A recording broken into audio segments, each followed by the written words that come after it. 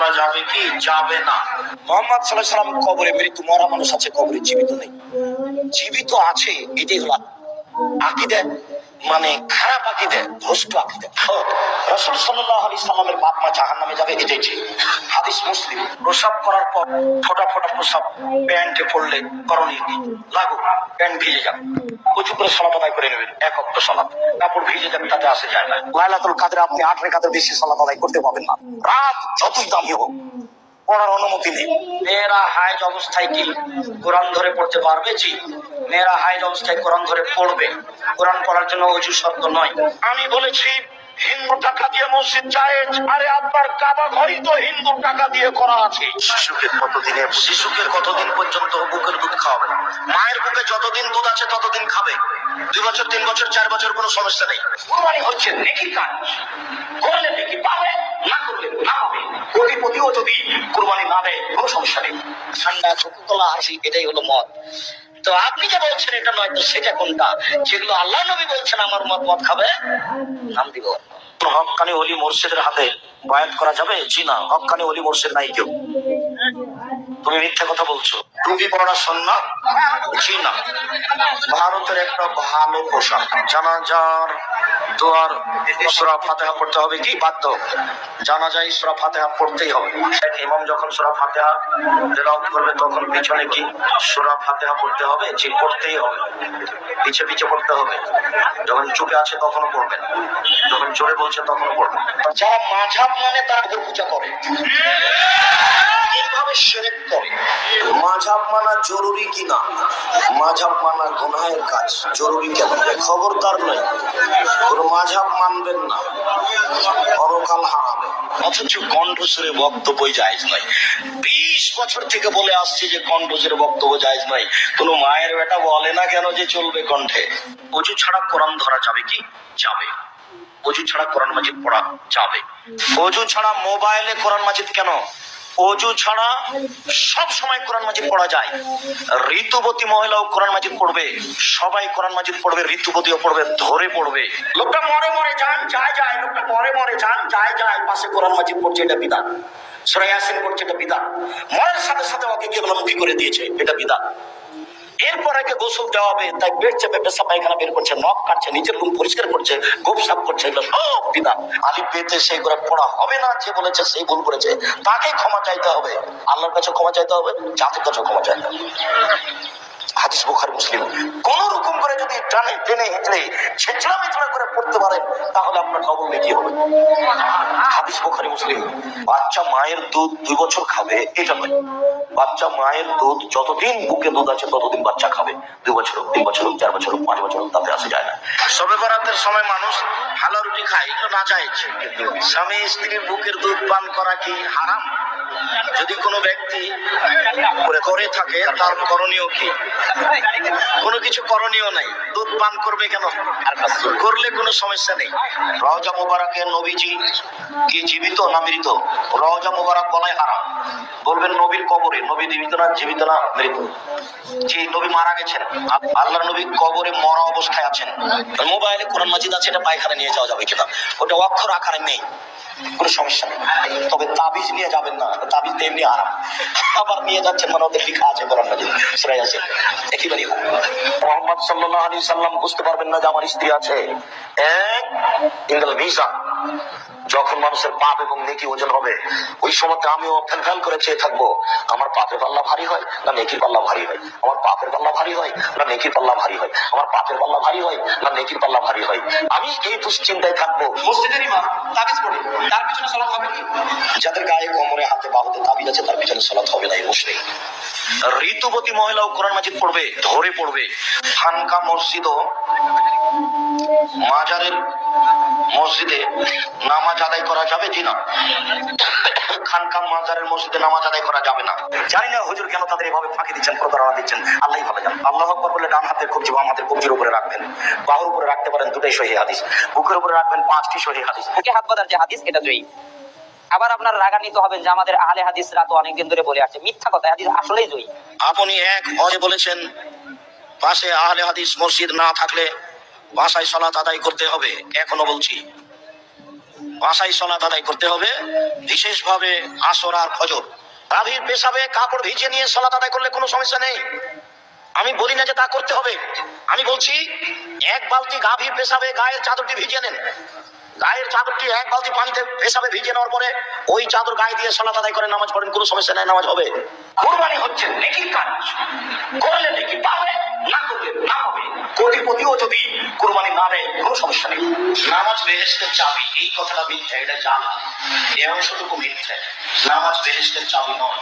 জয়ীফ হাদিস ও হাদিস, সহিহ হাদিস ও হাদিস, তাহলে জয়ীফ হাদিস মানা কি কোনো সমস্যা? জয়ীফ হাদিস হাদিস নয়, ওটা মানুষের বানানো হাদিস। আল্লাহ রাসূল বলছেন জিবরাইল যত দাঁত পরিষ্কারের কথা বলছেন তাতে মনে হচ্ছে আমি মুখের সামনে দিয়ে ছিলে ফেলি নাকি। জিবরাইল কয়বার দাঁত পরিষ্কার করেন? জিবরাইল এত বলেন কেন? মোহাম্মদ সাল্লাল্লাহু আলাইহি ওয়াসাল্লাম যে নূরের তৈরি, তো জিবরাইলও নূরের তৈরি। এই ছেলে তোমার ওদের ভুল বলেছেন, মোহাম্মদ সাল্লাল্লাহু আলাইহি ওয়াসাল্লাম নূরের তৈরি নন, যার জন্য উনি মাটির তৈরি, তার মুখে মানবিক গন্ধ। আর জিবরাইল হলেন নূরের তৈরি। নূরের তৈরি, নূর পদার্থের একজন মাটির তৈরি পদার্থের মানুষের কাছে আসলে একটা ব্যাপার আছে, যার জন্য মোহাম্মদ সাল্লাল্লাহু আলাইহি ওয়াসাল্লাম মাটির তৈরি, মুখে গন্ধ আছে। বলছেন মুখটা পরিষ্কার করেন, মুখটা পরিষ্কার করেন, মুখটা পরিষ্কার করেন। যতবার আসেন ততবার আমাকে দাঁত পরিষ্কার করতে বলেন, তো জিবরাইল কবে করেন? জিবরাইল একবারও করেন না, যেন করা লাগে না, কেন উনি নূরের তৈরি। আর আমাদের নবী কিসের তৈরি? মাটির তৈরি। ইব্রাহিম আলাইহিস সালামকে জাতির পিতা বলা যাবে কি? জি না, এই জাতির পিতা তো সবার পিতা। ইব্রাহিম আলাইহিস সালামকে সবার পিতা? ইব্রাহিম আলাইহিস সালামের বাপকে আদম, আদমই জাতির পিতা। আব্দুল উমর দিন ইমাম সাহেবের মুখের সামনে আসতে আজান, এটা তো একেবারেই বেদাত। অজু ছাড়া কোরআন ধরা যাবে কি? 100 বার যাবে। অজু ছাড়া কোরআন ধরা যাবে, কোরআন পড়া যাবে, এটাই ঠিক। মহিলারা ঋতু অবস্থায়, হাইজ অবস্থায় কোরআন ধরে পড়বে, আচ্ছা এগুলো মিথ্যা, এগুলো ধর্ম নয়। যার কারণে আমি বলেছি দেশের 95% জন বক্তা মৃত্যু। কেউ খালি যদি বলে আমার সামনে যে আমার বক্তা মিথ্যা দেখান, তো ওকে একেবারে মাটিতে মিশিয়ে দেবে। কাঁকড়া ও ব্যাং, ব্যাং হারাম, ব্যাং খাওয়া যাবে না। কাঁকড়া, কুচে মাছ, কচ্ছপ রুচি হলে খাবেন। কাঁকড়া, কুচে মাছ, কচ্ছপ রুচি হলে খাবেন। ব্যাং চিরদিনের জন্য হারাম। মরা মানুষের নামে খাওয়ানো হারাম। 40 করে যে গোস্ত হয়েছে কুকুরকে খাওয়াতে হবে, কুকুরকে। 40 করে যে গরু জবাই করে খাওয়ানো হয়েছে গোস্ত কাকে খাওয়াতে হবে? কুকুরকে। এবারে ট্রেনের ভাত ফেলে দিতে হবে, কুকুরে খাবে, হারাম খাদ্য। শেখ আকিকার জন্য শুধু খাসি, খাসি পাঠি যা হবে, খালি মরেনি, মরতে বাকি আছে, জান আছে, এটা করে দাও। গরু আকিকা গরু দিয়া হবে না, উট দিয়া হবে না। ছাগল, ছাগি, ভেড়া, ভেড়ি, দুম্বা, দুমি 7 দিনের দিনই, আগে নয় পরেও নয়। খালি শরীরে অজু হবে কি? হবে। ও গোসলখানাতে পরনে কাপড়ই নেই, তখন অজু হবে। নতুন জামাই দেখে জামাইয়ের হাতে টাকা দেয়, সব হারাম। বিবাহকে লক্ষ্য করে বগুড়া জেলায় যা কিছু হয় সবই হারাম। আমার জানা অনুপাতে বগুড়া জেলার বিবাহের শুরু থেকে শেষ পর্যন্ত কোনো কাজ জায়েজ আছে তা জানা নাই, সবই হারাম। একজন হাফেজ কিয়ামতের দিন তার আত্মীয় স্বজনের কারো জাহান্নাম অজীব হয়ে গেলে কি তাকে জান্নাতে নিয়ে যাবে? মিথ্যা কথা, হাফেজ সাহেব পারবে না। 10 জনকে নিয়ে যাবে হাদিস চাল, হাফেজ সাহেব পারবে না। হাফেজ সাহেব তো মাথার উপরে টুপি দিয়ে খালি মানুষের বাড়িতে দাওয়াত খেয়ে বেড়াচ্ছে। যদি নামাজের প্রথম রাকাতে সূরা ফাতিহা পড়ার পর অন্য যে কোনো সূরার এক আয়াত পড়ে মিলিয়ে রুকুতে যায়, তাহলে এভাবে কি পড়া যাবে? জি যাবে। সূরা ফাতিহা পড়ার পরে বলছে বিসমিল্লাহির রহমানির রহিম আর রহমান, বাস রুকুতে চলে গেছে, জান, সমস্যা নেই। আর যদি সূরার প্রথমে না হতো, সূরা ফাতিহা পড়ার পরে বলবেন মুদাহাম্মাতান, বাস রুকুতে যাবে, সমস্যা নেই। 98 জন মুফাসসির মৃত্যু বলেছি। কতজন শতকরা? 98 জন মুফাসসির মৃত্যু। প্রসাব করার পর ফোটা ফোটা প্রসাব প্যান্টে পড়লে করণীয় কি? লাগুক, প্যান্ট ভিজে যাক। ইস্তেহাজা, রোগজনিত ইস্তেহাজা, হাইজ ওয়ালা মহিলার যে অবস্থা আপনার, সেটা বাস উঁচু করে সালাত আদায় করে নেবেন, 1 ওয়াক্ত সালাত। কাপড় ভিজে যাক, তাতে আসে যায় না। এর অর্থ এই নয় 40 কদম ঢেল নিয়ে হাঁটতে হবে। যারা 40 কদম হাঁটছে, 40 বছর ধরে থাকলেও পরে 1 ফোঁটা পেশাব আসবে, ওটা অভ্যাস হয়ে গেছে, ওই কাজই করতে হবে না। বাস পেশাব শেষ হয়ে গেছে, পানি খরচ করে উঠে যান। আর উঁচু করার সময় একটু লজ্জাস্থান সামনাসামনি পানি ছিটিয়ে দেবেন। আল্লাহ নবী বলেছেন সমস্যা শেষ। হযরত উসমান রাদিয়াল্লাহু তাআলা জুমার দিনে জুমার আজান চালু করে কি বেদাত করেছেন? জি, এটাও বেদাত। কবরে লাশ দাফনের পর খেজুরের ডাল পোঁতা যাবে কি যাবে না? খেজুরের ডাল পোঁতা বিদাত। সন্তান জন্মের পর আজান দিতে হবে কি? জি, একখানে আজান একখানে ইকামত, এটা ঠিক নয়, শুধু পাশে আজান। সালাতুত তাসবিহ পড়া যাবে কি যাবে না? গান মাসে করা যাবে কি? মসজিদে ঘাড় মাসা করা বিদাত, হারাম, করলে গুনাহ হবে। এক মুষ্টি দাঁড়ি রেখে বাকি অংশ ছাড়া হারাম। মৃত ব্যক্তির নামে কি কুরবানি দেওয়া যাবে? যাবে না। 15 বছর মেয়ের আকিকা দেয়, ওর মায়েরও দেয়নি। আকিকা লাগবে না, 7 দিন পরে আকিকা নেই, 7 দিন পরে আকিকা নেই, এটা চিরদিন বলে আসতে। এই চাঁদপুর বাজারে ঢুকে দেখছেন একটা 20 কেজি ওজনের মাছ 1000 টাকা কেজি। আপনি এই বাজারে একজন ধনী মানুষ, যদি আপনি এই মাছ না কিনেন তাহলে আপনি কৃপণ। না কেনার কারণে আপনি জান্নাতে যেতে পারবেন না। আপনি না কিনলে মাছ নষ্ট হবে সন্দেহ হতে হতে। ওই মাছ যদি একজন রিক্সাওয়ালা কিনে, ও আর জান্নাতে যেতে পারবে না। ও তখন অহংকারী, ওর জন্য এটা কিনা হবে না, ওকে পুঁটির মাছ কিনতে হবে, এটাই বিধান, এটাই জীবন। মানুষ মারা গেলে খাওয়ানো কাবিরা গুনাহ। আহলে হাদিস মনে করছেন ফাঁসির মঞ্চে যেতে রাজি আছে, বুকের নিচে হাত রাখবো না, এর নাম আহলে হাদিস। ফাঁসি হয়ে যাবে হোক, চুপে আমিন বলবো না, জোরেই বলবো, তার নাম আহলে হাদিস। নাকাজের ক্ষেত্রে ফুলাকাজ ও আজিম ছাড়ার ক্ষেত্রে কি পার্থক্য? তেমন কোনো পার্থক্য নেই। আপনারা এই কথাটা মনে রাখেন যে প্রতিদিন বিতে পড়তে হবে না, মাসে মধ্যেই পড়তে হবে।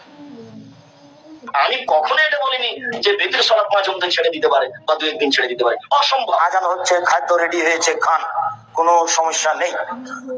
আজান চলছে, আজান হয়ে গেছে, খাদ্য সামনে আছে, খান, তৃপ্তি সহকারে খান, কোনো সমস্যা নেই। উল্লেখ্য যে না খেলেও সিয়াম রাখতে হবে। শাবান মাসে বাৎসরিক রিপোর্ট পেশ করা হয় আল্লাহর দরবারে। আমাদের নবী মুহাম্মদ সাল্লাল্লাহু আলাইহি সাল্লামের জানা ছিল না সেই দিন কোন দিন, কিভাবে মানুষের অবগতিতে চলে আসলো সেদিন 15ই শাবান, হিসাব ঠিক নয়। সারা দেশে কোরআন তেলাওয়াতে ফার্স্ট হয়েছে, কয়েকটা দেশে ফার্স্ট হয়েছে। তার এই কোরআন তেলাওয়াতে ফার্স্ট হওয়াটা একবারে জাতির কাছে তার জন্য মনে হচ্ছে যে একটা কিয়ামত পর্যন্ত